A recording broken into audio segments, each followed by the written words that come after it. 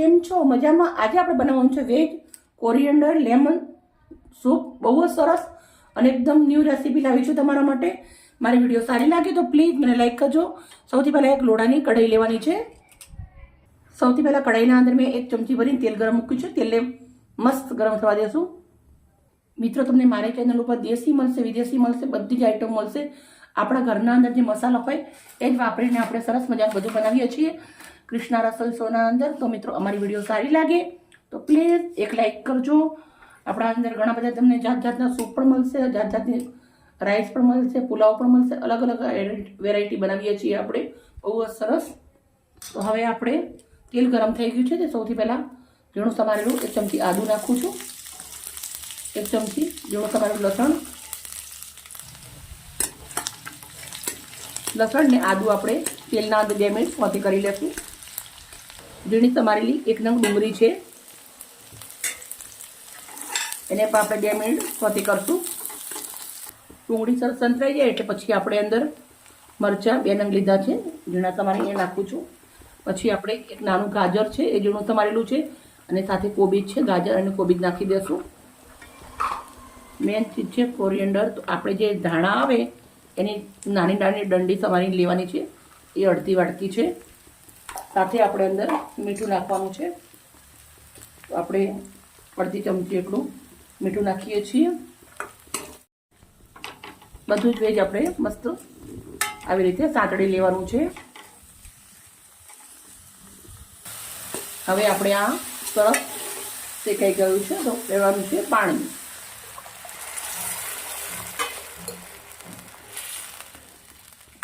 હવે આપણે આને 10 મિનિટ સુધી ઉકાળવાનું છે.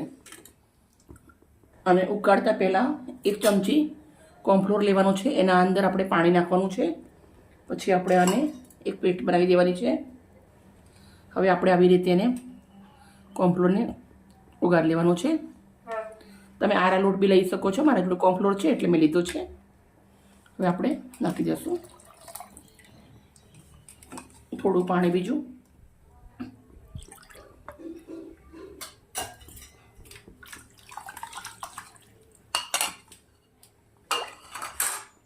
મસ્ત ઉકળવા દેવાનું. હવે આને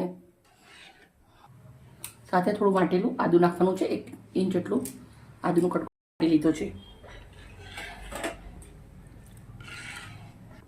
મિત્રો, સરસ મજાનું આપણું સૂપ ઉકળી રહ્યો છે, મસ્ત ગળ થવા આવ્યો છે, તમે જોઈ શકો છો.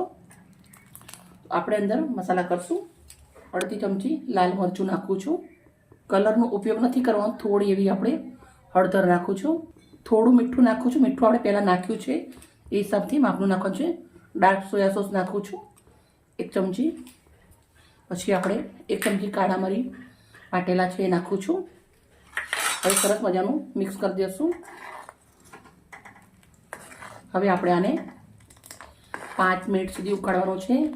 મિત્રો, આ ઠંડી હોય એના અંદર તમે 1 વાટકી પીવો ને તમને એટલી મજા આવે ને, બહુ જ મસ્ત. મસ્ત આપણે આને ઉકાળતું જવાનું છે હજી 5 મિનિટ સુધી. પણ સાથે આપણે થોડી એવી ગ્રીન ડુંગળી નાખું છું, લીલી ડુંગળી.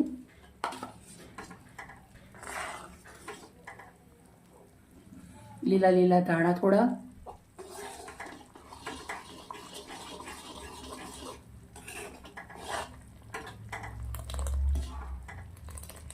તમે જોઈ શકો છો એકદમ જોરદાર શું બનાવે છે આના અંદર. અને મેન ચીજ છે આપણું લેમન.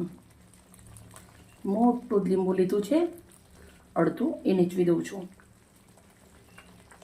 મિત્રો, બનાવ્યો તો મેં ઘણો બધો છે. તમે 1 દિવસ બનાવીને 3 થી 4 દિવસ સુધી ગરમ કરીને પી શકો છો આને.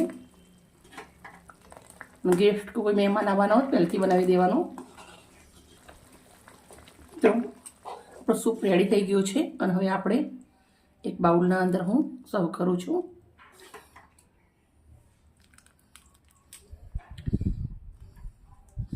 જેના બાળકો લીલા ધાણા ના ખાતા હોય એમના માટે સ્પેશિયલ છે આ.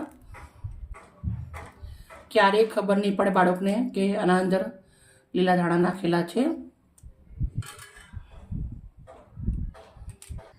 પ્લેટ લીધી છે. સૂપ આપણો થોડીક એવી ઝીણી સમારેલી ડુંગળી,